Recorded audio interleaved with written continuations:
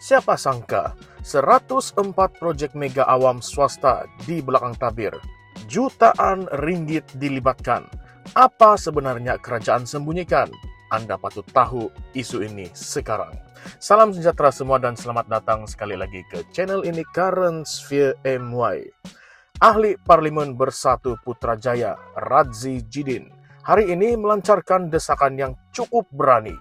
Bongkar butiran penuh 104 proyek kerjasama awam swasta ataupun PPP, termasuklah siapa syarikat konsesi, jenis konsesi, tempo perjanjian dan terutama komitmen keuangan kerajaan yang kini dikatakan mencapai nilai 93,5 bilion ringgit. Sehingga akhir Jun tahun lalu, jumlah komitmen keuangan terkumpul meningkat sebanyak 7,8% daripada 86,7 bilion ringgit pada tahun 2023 kepada angka yang cukup menakjubkan, yaitu 93,5 bilion ringgit.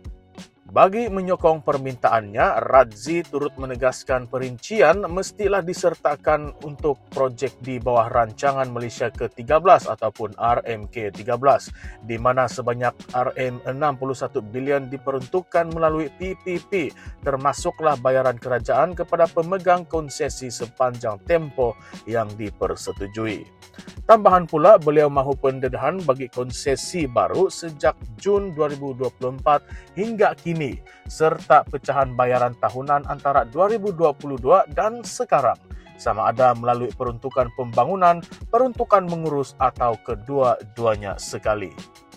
Sebelum ini, Ketua Penerangan PAS Ahmad Fadli Sari, Perikatan Nasional Pasir Mas, sudah pun membangkitkan kekeliruan mengenai liputan dalam RMK-13 dengan menyatakan bahawa jumlah besar seperti 120 bilion ringgit daripada GLC ataupun GLIC dan 61 bilion ringgit melalui PPP tidak pernah dimasukkan secara terang dalam rancangan negara sebelum ini.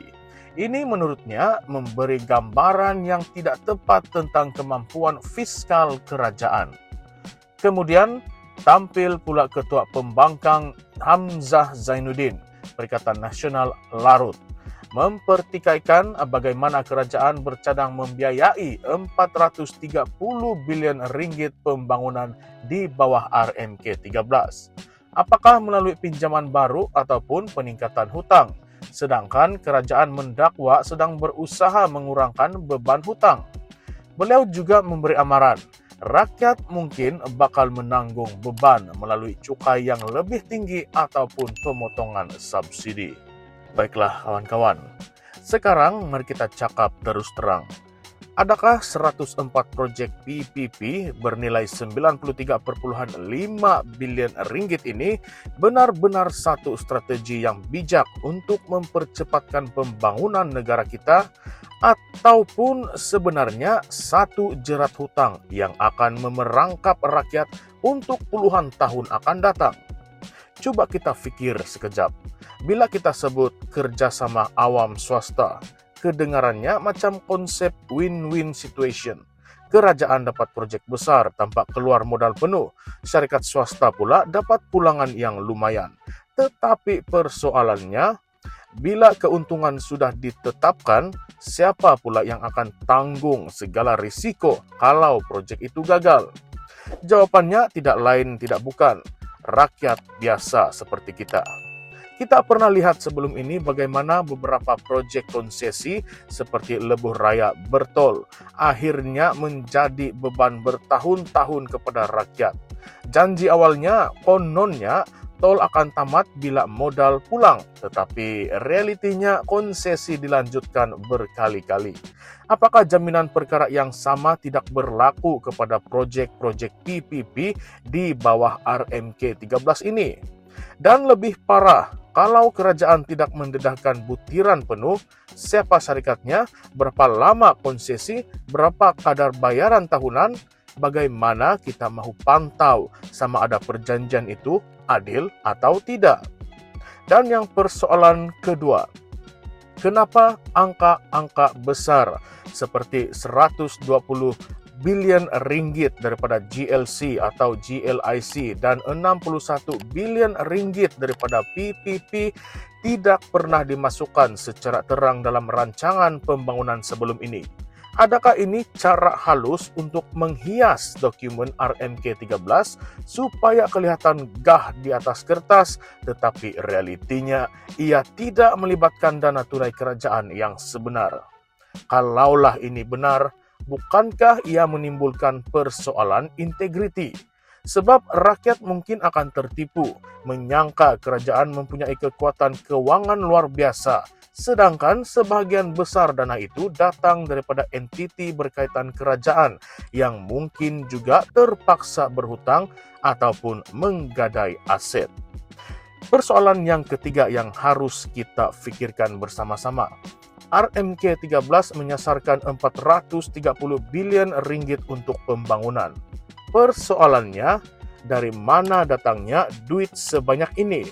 Kalau kerajaan kata mereka mahu mengurangkan hutang negara, tetapi dalam masa yang sama perlu membiayai ratusan bilion untuk pembangunan. Logiknya hanya ada 3 jalan. Yang satu, berhutang baru.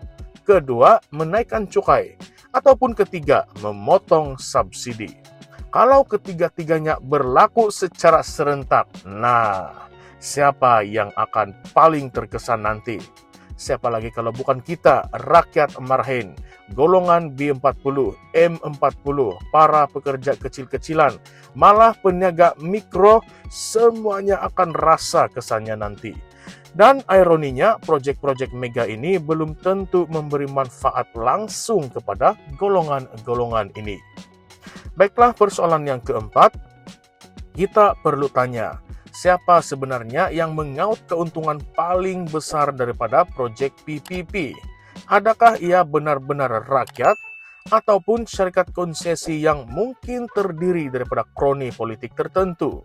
Sejarah di Malaysia telah membuktikan bahwa proyek mega seringkali menjadi lubuk emas untuk segelintir pihak yang rapat dengan kuasa. Rakyat hanya mampu melihat dari jauh, sambil setiap bulan membayar cukai yang sebahagiannya digunakan untuk membayar komitmen konsesi. Satu lagi perkara yang membimbangkan kita, saya kira. Bila kerajaan enggan atau melengah-lengahkan pendedahan maklumat proyek seperti ini, ia menimbulkan tanda tanya yang besar. Kalau semuanya telus dan menguntungkan rakyat, kenapa takut untuk senaraikan nama syarikat, jenis proyek, tempoh perjanjian, dan juga kos yang sebenar? Bukankah ini duit rakyat? Bukankah kerajaan sepatutnya menjadi penjaga amanah yang menguruskan wang awam dengan penuh keterbukaan? Kalau maklumat ini dirahasiakan, rakyat berhak untuk berasa curiga. Dan kita tidak boleh lupa, ada juga risiko bahwa proyek-proyek ini hanya akan menjadi white elephant, proyek gajah putih, proyek besar yang akhirnya terbengkalai atau digunakan jauh di bawah kapasiti, tetapi kos penyelenggaraan dan bayaran konsesi tetap berjalan. Kita sudah ada contoh sebelum ini seperti beberapa proyek infrastruktur dan fasiliti sukan yang selepas siap hanya digunakan sekali-sekala, tetapi beban keuangan berlarutan selama bertahun-tahun. Persoalannya sekarang, adakah kerajaan sanggup bertaruh masa depan fiskal negara demi membuktikan bahwa RMK 13 adalah rancangan pembangunan yang hebat? Atau adakah ini sekadar permainan angka dan persepsi politik untuk menenangkan pasaran dan memuaskan penyokong tanpa memikirkan beban sebenar yang akan ditanggung rakyat pada masa depan? Akhirnya, persoalan yang paling besar, apakah kita sebagai rakyat hanya akan terus menjadi penonton dalam segala urusan mega seperti ini? Ataupun kita berani untuk tuntut ketelusan, bertanya soalan dan memaksa mereka yang memegang kuasa untuk menjawab? Sebab kawan-kawan, kalau kita diam, satu hari nanti kita mungkin terkejut apabila bil cukai kita meningkat, subsidi dipotong, dan anak cucu kita terpaksa membayar harga atas keputusan yang dibuat pada hari ini. Sekarang saya ingin dengar pula daripada Anda semua. Adakah 104 proyek PPP bernilai 93,5 bilion ini satu langkah yang bijak untuk pembangunan negara ataupun satu perangkap hutang yang akan menghantui kita? Adakah kerajaan sedang menyembunyikan sesuatu kepada rakyat ataupun kita yang terlalu cepat menuduh? Nah, coba tinggalkan komen Anda sekarang dan saya ingin Anda jawab dengan jujur. Baiklah kawan-kawan, jangan lupa kita akan sambung kupasan ataupun ulasan isu ini dengan dokumen-dokumen lama dan rekod perjanjian yang mungkin kerajaan tidak mahu kita lihat. Pastikan Anda tekan butang subscribe, hidupkan lonceng notifikasi karena episode seterusnya mungkin akan membuka mata Anda tentang siapa sebenarnya yang paling untung dalam permainan ini.